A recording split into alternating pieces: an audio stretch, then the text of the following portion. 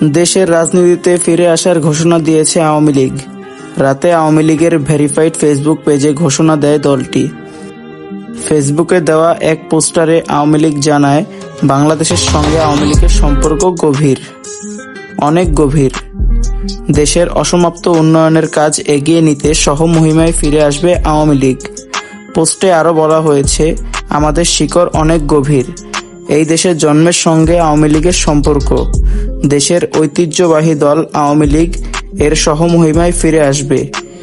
দেশে অসমাপ্ত উন্নয়নের কাজ এগিয়ে নিয়ে যাবে।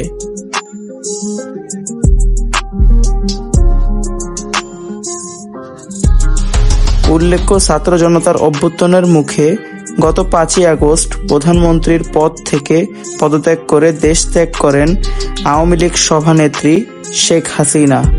বর্তমানে তিনি ভারতে অবস্থান করছেন। শেখ হাসিনা পদত্যাগের পর থেকে বাংলাদেশের পুরানো দল আওয়ামী লীগ কার্যত নিষ্ক্রিয় হয়ে পড়েছে।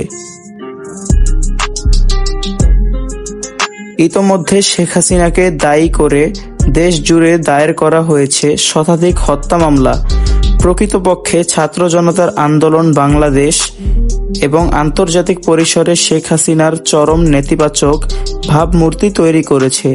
এছাড়া শেখ হাসিনা দেশ ত্যাগের পর থেকে দেশের সবচেয়ে পুরানো দল আওয়ামী লীগ কার্যত নিষ্ক্রিয় হয়ে পড়েছে। এখন দলটির কোনো যোগ্য নেতা নেই।